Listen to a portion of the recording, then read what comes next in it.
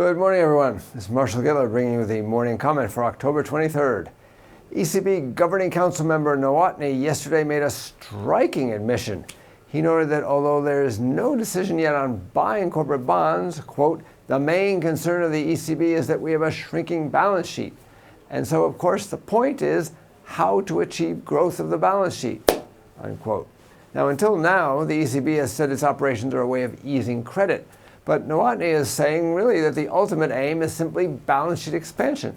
That's the definition of quantitative easing.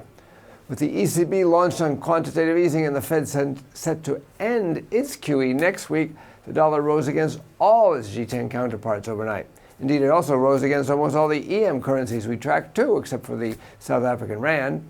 Take a look at the graph in my report for today on the website. It shows that total central bank assets are set to rise at an accelerating pace during 2015, but based entirely on ECB and Bank of Japan balance sheet expansion.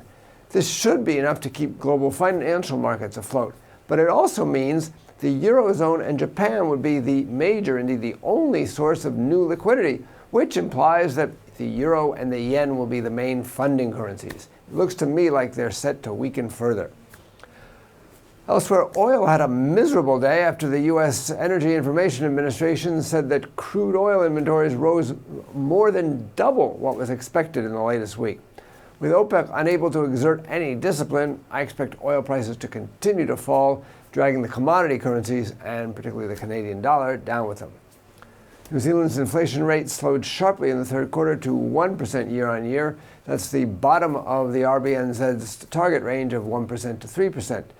This suggests no pressure for the RBNZ to resume raising rates and is definitely negative for the Kiwi.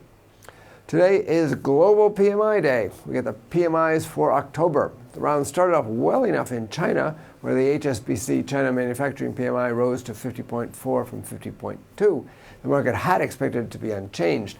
Now, Aussie dollar had a brief 15-pip spike on the news, but quickly came back down, indicating that the FX market, and by the way also the stock market, doesn't think this really signals a turnaround for the Chinese economy.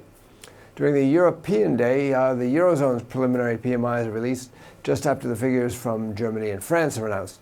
The bloc's manufacturing PMI is projected to fall below the 50 line for the first time since June of last year, while the manufacturing PMI from the Eurozone's growth engine, Germany, is expected to remain in contraction and actually decline further. These figures would likely keep the euro under selling pressure. In Norway, the spotlight will be on the Norges Bank policy rate decision. At their last meeting, the bank removed a sentence included in the June statement about needing to cut rates. However, since then, there's been a batch of weak data, and the announcement of the central bank that it'll start selling foreign currency to cover increasing budgetary needs make me think that the bank's likely to maintain an easier stance, particularly given the recent plunge in oil prices.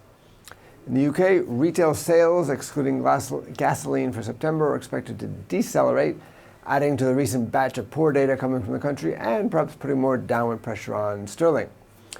U.S. weekly jobless claims are expected to rise in the latest week, but remain well below 300,000. The market U.S. manufacturing PMI is forecast to decline slightly, but still it should remain among the highest in the industrial world. Meanwhile, the leading index for September is forecast to rise. So while these other currencies are expected to fall, I think the dollar may be in for another good day today. For more information, including technical analysis, please read the full comment on IronFX.com. You can also follow us on Twitter, like us on Facebook, subscribe to our YouTube channel, or circle us on Google+ to get more trading ideas. This is Marshall Giller, head of Global FX Strategy at IronFX Global, wishing you solid trading.